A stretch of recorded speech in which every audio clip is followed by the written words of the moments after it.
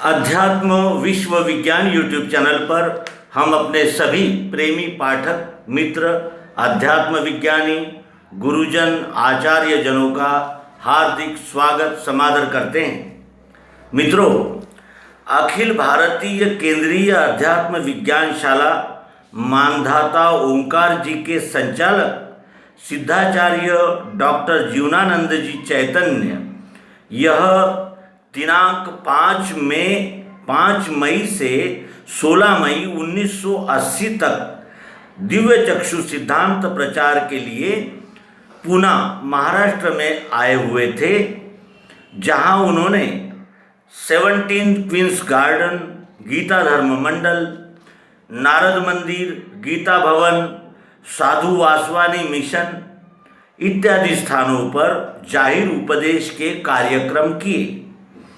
इन प्रचार कार्य में उनके साथ नागपुर अध्यात्म विज्ञान केंद्र के आचार्य श्री नारायण राव गिरी और केंद्रीय अध्यात्म विज्ञान शाला के मंत्री आचार्य श्री प्रभाकर गोविंद मुड़की, जिन्हें हम गो मुड़की के नाम से जानते हैं, वो भी आए हुए थे और वहाँ प्रभावी कार्य हुआ, अर्थात बुद्धिजीवियों में इस दिव्य दृष्टि दिव्य चक्षु का विशेष प्रचार प्रसार हुआ। इस काल में कुछ पत्रकारों ने परम पूज्य स्वामी जी श्री जीवनानंद जी चैतन्य इनसे दिव्य चक्षु के ज्ञान विज्ञान के संबंध में एक साक्षात्कार लिया था, जो संवाद रूप से हुआ, जो हम अभी अपने पाठकों के लिए प्रस्तुत कर रहे हैं। अध्यात्म विज्ञान शाला ओंकारेश्वर के परम पूज्य संचालक डॉक्टर जीवनानंद जी चैतन्य, इन्हीं की प्रेरणा से यह अध्यात्म विश्व विज्ञान यूट्यूब चैनल आप सभी सुबुद्ध जनों तक आ रहा है। और आइए उन्होंने पत्रकारों को दिए हुए उत्तरों का हम भी अवलोकन करें। वार्ताहर, जिसे रिपोर्टर कहते हैं, पत्रकार क्या कहते हैं? पत्रकारों ने पूछा कि भारतीय युद्ध के समय महर्षि व्यास जी ने संजय को जो दिव्य दृष्टि दी थी, जिसके वजह से संजय हस्तिनापुर में धृतराष्ट्र के पास बैठकर ही कुरुक्षेत्र पर के युद्ध संग्राम को देख सकता था और उसके अनुसार तुरंत ही धृतराष्ट्र को बताया करता था। इस प्रकार की दिव्य दृष्टि आपको प्राप्त हुई है क्या? ये प्रश्न पत्रकारों ने परम पूज्य स्वामी जी श्री जीवनानंद जी चैतन्य को पूछा। जीवनानंद जी चैतन्य इन्होंने उत्तर दिया कि महर्षि व्यास जी ने संजय को दिव्य दृष्टि देने का उल्लेख महाभारत में है, लेकिन आप कहते हैं उस प्रकार संजय व्यास जी ने दिए हुए दिव्य दृष्टि की वजह से, दिव्य चक्षु के वजह से हस्तिनापुर में धृतराष्ट्र के पास बैठकर ही कुरुक्षेत्र के युद्ध मैदान की, यानी युद्ध स्थान की सब घटना देख सकता था। यह इतिहास का विपर्यास और दिव्य चक्षु का कपोल कल्पित अर्थ है। आपके कहने के समर्थन में हम महाराष्ट्र में महाभारत के अनुसार ऐसा कोई भी पुरावा, एविडेंस जिसे कहते हैं, नहीं मिलता। महाभारत से यह स्पष्ट दिखता है कि संजय की युद्ध वार्ताहर अर्थात वॉर करस्पॉन्डेंट इस पद पर नियुक्ति हुई थी। संजय कुरुक्षेत्र के रणभूमि पर प्रत्यक्ष उपस्थित था। सैकड़ों लोगों के तरह महाभारत में वो बार बार उसकी उपस्थिति दर्ज की हुई है। भीष्म, द्रोण, कर्ण, शल्य आदि कौरव पक्ष के हर एक सेनापति के देह परिवर्तन का वृत्त युद्ध भूमि पर से वापस आकर संजय ने धृतराष्ट्र को बताया है। धृतराष्ट्र ने संजय को पूछे हुए प्रश्न से ये स्पष्ट हो जाएगा। तस्मिन् हते महाप्राज्ञे महेश्वासे महाबले महासत्वे नरव्याघ्रे किमु आसीन मनवस्तव कृतिनं तं दुराधर्षे संजयास्य त्वमन्तिके कथम शांतनवम युद्धे पांडवा पर्यवारयन्। भीष्म पर्व के 14वें सर्ग के ये श्लोक है। धृतराष्ट्र पूछते हैं कि भीष्म जैसे महाधनुर्धर नरव्याघ्र यानी नरसिंह रणभूमि पर मृत्यु होते समय देखकर हे संजय तुम्हारी मनस्थिति कैसे हुई? हे संजय, रणभूमि पर तुम भीष्माचार्य के पास ही तो थे ना, तब तुम मुझे बताओ कि उस समय पांडवों ने भीष्म के साथ कैसा युद्ध किया और कैसे उनका वध किया। फिर संजय के और उपर्युक्त वक्तव्य देखें। उभयो सेनयोर्ह्यासन ततस्ते स्मान समाद्रवन वयम तान परिनन्दर्तः दन्तः तदासीत् तुमुलं महत् उलागवं द्रोणशिष्याणाम् अदृश्यं भारतर्षभम् निमित्तवेदिनां चैव शरानुत्सर्जतां वृषम्। भीष्म पर्व का 44वें सर्ग का ये 5 से 21वां श्लोक। उसका अर्थ क्या है? पांडवों ने हम पर हमला किया और हमने भी गर्जना करके पांडवों पर आक्रमण किया। उस समय उस द्रोण शिष्यों ने युद्ध के यानी अपनी महारत दिखाई। उसी तरह द्रोणाचार्य के वध के दृश्य में रणांग यानी युद्ध भूमि पर अवलोकन करने के बाद संजय रात के समय हस्तिनापुर में वापस आकर धृतराष्ट्र से द्रोण के वध का वृत्तांत कहता है। द्रोण पर्व में यह आया हुआ है और शल्य पर्व में भी संजय के वाक्य देखिए। संजय क्या कहता है? हंतते कथयिष्यामि सर्वं प्रत्यक्षदर्शिवान्। द्रोण पर्व 12वां सर्ग। स्वकेनाहमनीकेन सन्नद्धा कवचावृतः चतुष्षतैर्महेश्वासैश्चेत्कितान् मवारयम्। ये द्रोण पर्व में 55 यानी 65वां सर्ग में है। ये मैं खुद कवच आदि आयुधों से सुसज्ज होकर स्वकीय सेना और अन्य 400 धनुर्धरों के साथ चेकितान से युद्ध करने लगा। यह संजय कह रहा है। धृष्टद्युम्नस्तु मां दृष्ट्वा हसन् सात्यकिं ब्रवीत् किमनेन गृहीतेन नानेनार्थोऽस्ति जीवता। धृष्टद्युम्न वचः श्रुत्वा शिनेर्नता महारथा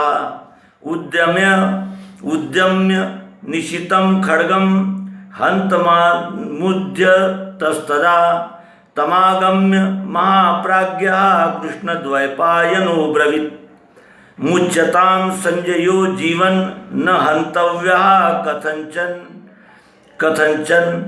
द्वैपायनवचः श्रुत्वा शिनेर्नत्वा कृतांजलि ततो माम ब्रवीत् मुक्त्वा स्वस्ति संजय साधय अनुज्ञात स्वहं तेन नस्त्यवर्मा निरायुधा प्रातिष्ठं येन नगरं सायान्ने रुधिरो क्षितः। यह शल्य पर्व में आया हुआ कथन है अध्याय 29 में। संजय धृतराष्ट्र को बताता है कि इधर मुझे देखते ही धृष्टद्युम्न सात्यकी से कहने लगा कि इसे पकड़कर क्या फायदा, इसको समाप्त कर दो, इसे खत्म कर दो, इसे खत्म करना ही ठीक है। ये धृष्टद्युम्न का भाषण सुनकर सात्यकी तेज तलवार लेकर मुझ पर दौड़ पड़ा। उसी समय महर्षि व्यास वहां आकर सात्यकी से कहने लगे कि इस संजय को मत मारिए, इसको जीवदान दीजिए।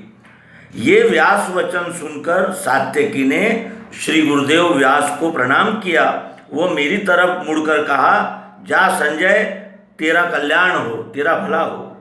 इस प्रकार अनुज्ञा मिलने पर कवचहीन, निशस्त्र और खून से नहाया हुआ मैं शाम के समय युद्ध भूमि छोड़कर हस्तिनापुर में आने के लिए निकला हूँ। यह शल्य पर्व में संजय कह रहा है। इस इतिहास पर से ये स्पष्ट है कि संजय युद्ध वार्ताहर इस उपाधि से रणांगण पर यानी युद्ध भूमि पर प्रत्यक्ष उपस्थित रहता था और बाद में शाम को युद्ध विराम होने के बाद हस्तिनापुर में आकर प्रत्यक्ष देखे हुए अनुभव युक्त युद्ध की वार्ता धृतराष्ट्र को बताता था। इससे ये सिद्ध होता है कि संजय को व्यास की ओर से आप कहते हैं उस प्रकार रोचक भावपूर्ण दूरवृत्त दर्शन रूप चक्षु प्राप्त नहीं हुए थे कि जिसके वजह से वह हस्तिनापुर में धृतराष्ट्र के पास बैठे बैठे ही कुरुक्षेत्र के युद्ध भूमि पर की सभी घटना देख सकता था। वार्ताहर ने पूछा कि स्वामी जी, संजय दिव्य चक्षु के योग से भूत भविष्य व वर्तमान जानता था, अर्थात वो त्रिकालज्ञ और सर्वज्ञ था, ऐसा महाभारत में उल्लेख है। उसके विषय में आपका क्या कहना है? तो डॉक्टर जीवनानंद जी चैतन्य इन्होंने उत्तर दिया था कि संजय के विद्वत्ता का और कार्यकुशलता का वर्णन महाभारत में वैशंपायन ने जनमेजय के पास पुढील प्रकार से किया है। कैसे? अथ गाविल गणिर्विद्वान संयुगादित्य भारत प्रत्यक्षदर्शी सर्वस्य भूत भव्य भविष्यविद भीष्म पर्व में 13वें स्कंद में आया है। इस वर्णन में प्रत्यक्षदर्शी और संयुगात यह शब्द है। यह शब्द महत्वपूर्ण है। संयुगात का अर्थ होता है युद्ध भूमि पर प्रत्यक्ष उपस्थित रहकर और रण संग्राम प्रत्यक्ष देखकर, अर्थात प्रत्यक्षदर्शी। यह पूर्व संदर्भ ध्यान में रखते हुए विद्वान, सर्वज्ञ, भू और भूत भव्य भविष्यविद इस शब्द का अर्थ करने शास्त्रोक्त होगा, नहीं तो परस्पर विरोधी दोष उत्पन्न हो जाएगा। यदि संजय को दिव्य दृष्टि के योग से हस्तिनापुर में बैठे जगह पर ही भूत भव्य और भविष्य जानने का सामर्थ्य था, तो उसे संयुगात अर्थात युद्ध भूमि पर जाकर प्रत्यक्ष रण संग्राम देखने का परिश्रम करने की क्या जरूरत थी?